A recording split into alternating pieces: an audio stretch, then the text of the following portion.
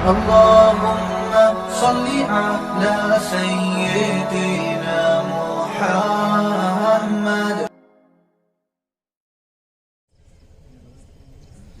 الحمد لله رب العالمين والصلاة والسلام على سيد الأنبياء والمرسلين وعلى آله وأصحابه وأزواجه وذرياته وأهل بيته أجمعين. أما بعد، فأعوذ بالله من الشيطان الرجيم. بسم الله الرحمن الرحيم. لقد كان لكم في رسول الله أسوة حسنة. صدق الله العظيم. اللهم صل على سيدنا ونبينا ومولانا محمد وبارك وسلم. محمد کی غلامی ہے سند آزاد ہونے کی، محمد کی غلامی ہے سند آزاد ہونے کی، خدا کے دامن توحید میں آباد ہونے کی، محمد کی محبت دین حق کی شرط اول ہے، اسی میں ہو اگر خامی تو سب کچھ نامکمل ہے۔ بزرگان محترم، یہ ربیع الاول کا مہینہ چل رہا ہے۔ سال میں کچھ مہینے ایسے آتے ہیں جو بہت مشہور ہوتے ہیں، اور مشہور اس لیے ہوتے ہیں کہ عوام ان مہینوں میں خرافات بہت کرتی ہے، تو یہ مہینہ اسی خرافاتی مہینہ ہی ہے۔ جیسے محرم کا مہینہ آتا ہے، رمضان المبارک کا مقدس مہینہ آتا ہے، شعبان کا مہینہ آتا ہے، اسی طرح یہ سب ایسے مہینے ہیں جو اتنے مشہور ہیں کہ مہینہ آنے سے پہلے ہی عوام کو پتہ چل جاتا ہے، کیونکہ اس مہینے میں بڑی خرافات ہوتی ہیں اور آپ حضرات دیکھتے بھی ہیں۔ یہ 12 ربیع اول کا جو مہینہ ہے، یہ آپ کو خوب اچھی طرح معلوم ہے کہ ہمارے اور آپ کے نبی حضرت محمد صلی اللہ علیہ وسلم کے پیدائش کا مہینہ ہے۔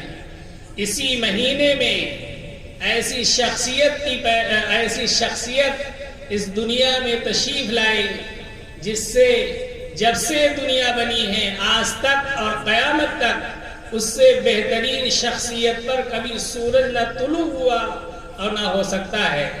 حضرت محمد صلی اللہ علیہ وسلم اس دنیا میں تشریف لائے، اور ہمیں یہ بھی معلوم ہے کہ یہ وہی مہینہ ہے جس مہینے میں سرور کائنات صلی اللہ علیہ وسلم کی وفات بھی ہوئی ہے۔ یہ جلسہ سیرت النبی کے نام سے ہے، یہ پروگرام جو ہے سیرت النبی کے نام سے رکھا گیا ہے۔ سیرت کو کون بیان کر سکتا ہے؟ بیان کرنے والے تو صدیق اکبر تھے، حضرت عمر فاروق تھے، حضرت عثمان غنی تھے، علی مرتضیٰ تھے۔ صحابہ ہی مدنی کریم صلی اللہ علیہ وسلم کی اصل سیرت بیان کرنے والے، اور آپ کے زندگی کو انہوں نے براہ راست اپنی آنکھوں سے آپ کی زندگی کو دیکھا ہے، آپ کے اعمال کو دیکھا ہے۔ ہم آپ نقل بھی نہیں کر سکتے ہیں، سیرت تو کیا بولیں گے۔ بڑے بڑے علماء نے آپ صلی اللہ علیہ وسلم کی سیرت پہ کتابیں لکھی ہیں، لیکن ایک لفظ کہہ کر ہر عالم دین نے، بڑے سے بڑے عالم نے ایک لفظ کہہ کر اپنی جان چھڑائی ہے، بعد اس خدا قصہ مختصر، کہ اے میرے نبی حضرت محمد صلی اللہ علیہ وسلم، آپ کے مرتبے کو، آپ کے مقام کو کون بیان کر سکتا ہے؟ بس یہ کہہ کر جان چھڑائی ہے کہ اللہ کے بعد آپ ہی کا مرتبہ ہے۔ حضرت محمد صلی اللہ علیہ وسلم جس وقت اس دنیا میں تشریف لائے، اس وقت تاریخ ہم کو یہ بتاتی ہے کہ پورے دنیا پر 2 بادشاہوں کی حکومت تھی۔ آدھی دنیا پر قیصر حکومت کرتا تھا، آدھی دنیا پر کسرا حکومت کرتا تھا، لیکن سرزمین عرب کا وہ خطہ جس میں اللہ کے نبی تشریف لائے ہیں، وہ ایسا خطرناک خطہ تھا، وہ ایسی خطرناک جگہ تھی کہ اس جگہ پر نہ قیصر حکومت کرنے کے لیے تیار تھا، نہ کسریٰ حکومت کرنے کے لیے تیار تھا. ایسی جگہ کے لیے اللہ تبارک و تعالیٰ نے اپنے محبوب کا انتخاب فرمایا. 2 بادشاہوں کی حکومت ہے لیکن جہالت اس قدر ہے. ابھی مولانا نے بتایا کہ لوگ زندہ بچیوں کو درگور کیا کرتے تھے. اپنے نطفے سے پیدا ہونی اولاد اپنے ہاتھوں سے کھلایا، اپنے ہاتھوں سے پہنایا، کندھے پہ بٹھا کر گھمایا، لیکن جب کچھ سمجھدار ہوئی تو اسی بچی کو زندہ دفن کر دیا. یعنی اتنی بڑی جہالت تھی. اس کے بعد کسی شخص کا انتقال ہو جاتا تھا، اگر اس کے 5 بیٹے ہیں، انتقال ہوتے ہی جو سب سے بڑا بیٹا ہوتا تھا وہ کھڑے ہو کر مجمع عام میں کہتا تھا کہ میرے باپ کا انتقال ہو گیا. کل سے جو میری ماں تھی، کل تک جو میری ماں تھی، میرے باپ کا انتقال ہو گیا. آج سے وہی ماں میری بیوی بننے جا رہی ہے. 5 بھائی ہیں، باپ کا انتقال ہو گیا تو بڑا بیٹا یہ کہتا تھا کہ ہم 5 بھائی ہیں لیکن ہم بھائیوں میں سب سے بڑے ہیں، اس لیے باپ نے جو زمین اور جائیداد جو چھوڑی ہے وہ آج سے میں مالک ہوں، اس لیے کہ میں سب سے بڑا ہوں. اس قدر ظلم اور زیادتی اور جبر تھی. ایسے حالات میں سرکار مدینہ صلی اللہ علیہ وسلم تشریف لائے ہیں. دنیا ایک نئے سویرے کی منتظر تھی. دنیا ایک نئے سویرے کی منتظر تھی. نہ کوئی قانون تھا ان کے یہاں، نہ کوئی ضابطہ تھا. ہر بڑا چھوٹے پر ظلم کرتا تھا. جب انسان بیمار ہوتا ہے تو لوگ پہلے گلی محلے کے جھولا چھاپ ڈاکٹروں کے پاس جاتے ہیں، چھوٹے چھوٹے ڈاکٹروں کے پاس جاتے ہیں، چھوٹے چھوٹے ڈگری لینے والوں کے پاس جاتے ہیں، دوائیاں لیتے ہیں. لیکن جب مرض بڑھتا ہے تو انسان کسی بڑے ہاسپٹل کا یا کسی اچھے ڈاکٹر کا انتخاب کرتا ہے. جب تک مرض چھوٹا تھا حضرت ابراہیم خلیل اللہ آتے رہے، حضرت موسیٰ علیہ السلام آتے رہے، حضرت زکریا حضرت یحییٰ علیہ السلام آتے رہے، حضرت یعقوب علیہ السلام آتے رہے. لیکن جب مرض حد سے تجاوز کر گیا تو جتنا بڑا مرض تھا اتنے ہی بڑے معالج کا اللہ تبارک و تعالیٰ نے انتظام فرمایا اور حضرت محمد صلی اللہ علیہ وسلم کو بھیجا اسی مہینے میں. اور آپ صلی اللہ علیہ وسلم نے توحید و رسالت کا ایسا سبق پڑھایا کہ دنیا چند دنوں کے اندر چمک اور دمک اٹھی، ایک نظام میں آ گئی. اسی کو کہتا ہے خود نہ تھے جو راہ پر اوروں کے ہادی بن گئے. کیا نظر تھی جس نے مردوں کو مسیحا کر دیا. دستوں گریباں ہونے والے لوگ، ایک دوسرے کے عزت و آبرو کے طوفان میں نہنے والے لوگ، ایک دوسرے کے عزت و آبرو کو برباد کرنے والے لوگ، ایک دوسرے کے عزت و آبرو کے نگہبان بن گئے. محمد عربی صلی اللہ علیہ وسلم نے ایسا سبق دیا کہ دنیا چند دنوں کے اندر چمک اور دمک اٹھی. لیکن اسی مہینے میں آپ صلی اللہ علیہ وسلم تشریف لائے اور اسی مہینے میں آپ صلی اللہ علیہ وسلم کی وفات ہے. آج مسلمان اس مہینے کو عید میلاد النبی کے نام پر آپ دیکھتے ہیں کہ کس طریقے سے آج ہمارے قوم کے اندر، ہمارے نوجوانوں کے اندر وہ نوجوان دین کا ٹھیکیدار اور ذمہ دار بن جاتا ہے جو جمعے کا نمازی ہے، جس کو نماز کی توفیق نہیں، جس کو مفسدات صلاۃ کا پتہ نہیں، جس کو واجبات غسل کا پتہ نہیں، جس کو جو ہے وضو کے فرائض کا پتہ نہیں، وہ اپنے آپ کو سب سے بڑا مسلمان کہتا ہے. محمد عربی صلی اللہ علیہ وسلم کے نعت پاک کو اسپیکر سے لگایا جاتا ہے، میوزک سے لگایا جاتا ہے، اللہ کے نبی کو نام دیا جاتا ہے اور ڈی جے بجائے جاتے ہیں. جس چیز کو ہمارے اور آپ کے نبی حضرت محمد مصطفیٰ صلی اللہ علیہ وسلم ختم کرنے کے لیے اور مٹانے کے لیے تشریف لائے تھے، آج کا مسلمان خود اسی چیز کو فروغ دے رہا ہے، اسی چیز کا بول بالا کر رہا ہے، اسی چیز کو نافذ کر رہا ہے جو غیروں کا طریقہ ہے. خوشی منا رہا ہے عید میلاد النبی کے نام پر. اس کو پتہ ہی نہیں ہے کہ عید کہتے کسے ہیں۔ آپ اندازہ لگائیے کہ ایک شخص ہے، کسی کے یہاں بچہ پیدا ہوتا ہے، اور بچہ پیدا ہوا، آج اکتوبر کی 22 تاریخ ہے، آپ کے یہاں بچہ پیدا ہوا۔ ہمارے ملک کا دستور ہے کہ بچے کے پیدائش پر جب 1 سال پورا ہو جاتا ہے تو جنم دن مناتے ہیں۔ بدقسمتی سے یہ رسومات جو برادران وطن کرتے تھے، آج کا جاہل مسلمان بھی اس عمل کو کر رہا ہے اور خوب ہو رہا ہے۔ آپ کے یہاں ہوتا ہو یا نہ ہوتا ہو، لیکن شہروں میں باقاعدہ لاکھوں روپے خرچ کیے جاتے ہیں۔ لاکھوں روپے لوگ اپنی اولاد کی پیدائش پہ خرچ کرتے ہیں اور کیک کاٹتے ہیں۔ وہ جو غیر مسلم کیا کرتا تھا، آج کا مسلمان کرتا ہے، ہر سال کرتا ہے۔ مثال کے طور پر آپ کا بچہ 10 سال تک ہو گیا، آپ جنم دن مناتے رہے، آپ کے دوست، آپ کے ملنے والے، آپ کے بھائی، آپ کے پڑوسی آپ کو مبارکباد دیتے ہیں، بچے کے لیے کپڑے لا کر دیتے ہیں، بچے کو گفٹ دیتے ہیں 10 سال تک۔ اللہ بڑا بے نیاز ہے، اس کی بے نیازی کا کیا کہنا کہ اگر اسی 22 اکتوبر میں جس دن آپ کا بچہ پیدا ہوا ہے، اسی دن اللہ اگر چاہے تو اس کو لے بھی سکتا ہے۔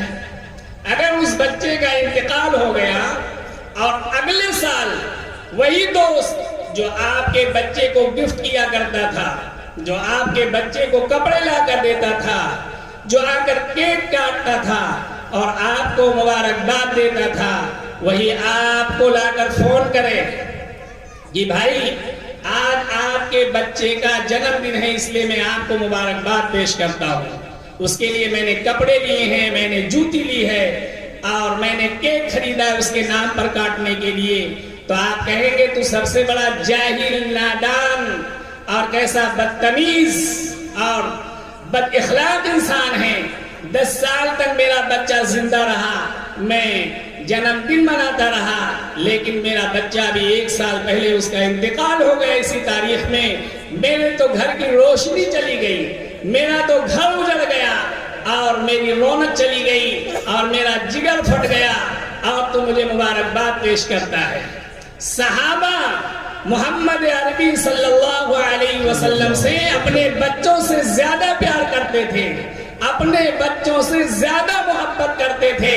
آپ تاریخ اٹھا کے دیکھیں، اللہ کے نبی حضرت محمد صلی اللہ علیہ وسلم کا انتقال ہوتا ہے، ایک صحابی ہے جن کا نام ہے عبداللہ ابن زید، ان کے کانوں میں آواز جاتی ہے کہ اللہ کے نبی کا انتقال ہو گیا ہے، جہاں بیٹھے ہیں وہی ہاتھ اٹھاتے ہیں کہ اللہ میں نے سنا ہے کہ میرے نبی کا انتقال ہو گیا، میرا نبی دنیا سے رخصت ہو گیا، میں ان آنکھوں سے اپنے نبی کی زیارت کیا کرتا تھا، میں انہی آنکھوں سے اپنے نبی کو دیکھا کرتا تھا، اب نبی نہیں رہے تو مجھے ان آنکھوں کی کوئی ضرورت نہیں ہے، اے اللہ میرے آنکھ کو سلب فرما دیجئے، مجھ کو نابینا فرما دیجئے۔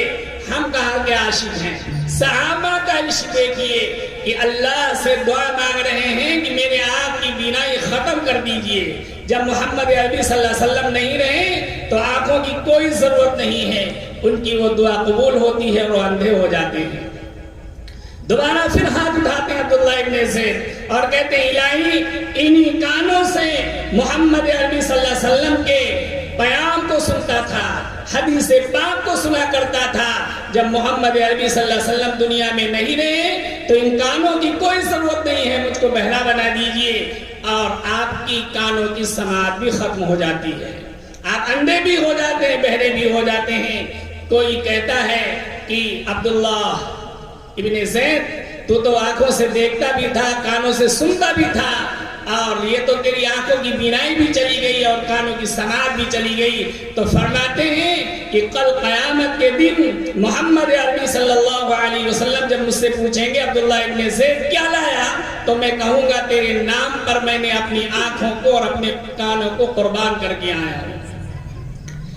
یعنی صحابہ کو اتنا غم پہنچا ہے اس دن، اور آج کا مسلمان عید میلاد النبی کے نام پر خوشی منا رہا ہے۔ حضرت ابو بکر صدیق رضی اللہ تعالیٰ تشریف لاتے ہیں اور لانے کے بعد آپ محمد عربی صلی اللہ علیہ وسلم کا چادر اٹھاتے ہیں اور 4 باتیں ارشاد فرماتے ہیں. کہتے ہیں میرے محبوب، اے میرے حبیب، آپ جب زندہ تھے، آپ جب مجھ میں موجود تھے، تب بھی آپ کے چہرے سے ایسا ہی نور چمکتا تھا. آج آپ ہمارے پاس نہیں ہیں، لیکن میرا ایمان ہے کہ آپ زندہ ہیں، آج بھی آپ کے چہرے سے ایسا ہی نور چمکتا ہے. پھر حضرت ابو بکر صدیق رضی اللہ تعالیٰ دوسرا کلمہ ارشاد فرماتے ہیں کہ میرے محبوب صلی اللہ علیہ وسلم، آپ اپنی مرضی سے گئے ہیں. اگر آپ اپنی مرضی سے نہ جاتے تو ابو بکر صدیق آپ پر جان دے دیتا، لیکن آپ کو جانے نہ دیتا. صدیق اکبر تیسری بات فرما رہے ہیں کہ اللہ کے نبی، آپ نے رونے سے، آپ نے چلانے سے، آپ نے ماتم کرنے سے، آپ نے کپڑا پھاڑنے سے منع فرمایا ہے، ورنہ ابو بکر صدیق آپ کے قبر پر ان آنکھوں سے خون کی ندیاں بہا دیتا. چوتھی بات حضرت ابو بکر صدیق رضی اللہ تعالیٰ نے ارشاد فرمایا کہ اللہ کے نبی، جب چوتھی بات آپ نے ارشاد فرمائی، پورے مسجد نبوی میں کوہرام مچ گیا، صحابہ دھاڑے مار مار کے رو رہے تھے. آپ حضرت ابو بکر صدیق نے فرمایا کہ اللہ کے نبی، جس طریقے سے آپ نے اپنی امت کو دنیا میں یاد رکھا ہے، کل قیامت کے دن آپ بھول نہ جانا بلکہ اسی طرح یاد رکھنا. صحابہ کا ایک دم تھا. حضرت ابو بکر صدیق نے کہا کہ انس، حضرت بلال حبشی کہاں ہیں؟ حضرت انس نے فرمایا کہ بلال حبشی اگر یہاں موجود ہوں گے مر جائیں گے، وہ مسجد نبوی کے پیچھے بیٹھے ہوئے ہیں. صدیق اکبر تشریف لے گئے اور حضرت بلال حبشی یوں اپنے سر کو نیچے کر کے اور رو رہے ہیں. سیدنا ابو بکر صدیق نے کہا بلال حبشی کیا بات ہے؟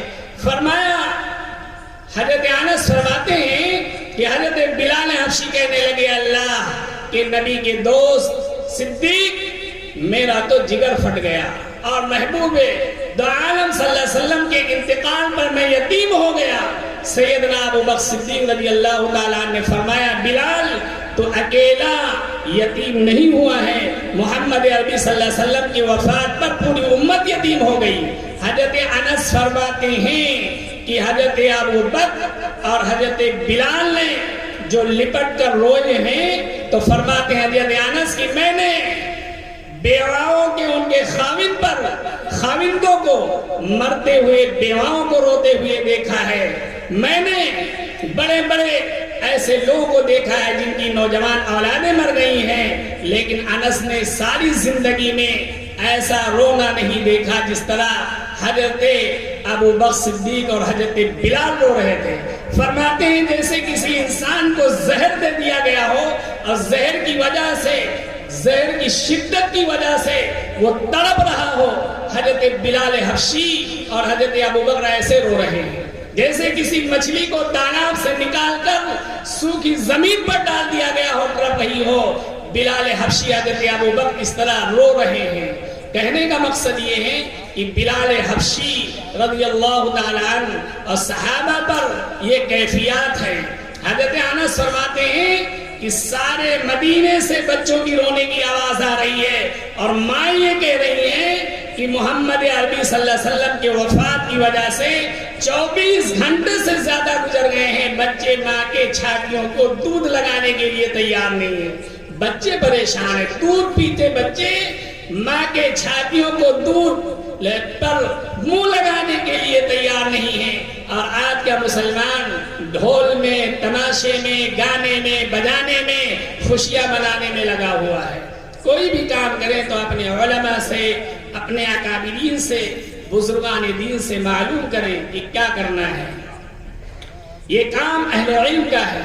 کتابیں انہوں نے پڑھی، ان کے علماء نے پڑھائی، اور آج کا جاہل اور نادان انسان جو نماز کی بھی جس کو توفیق نہیں ہے، وہ کہہ رہا ہے کہ سب سے بڑا دین یہی ہے.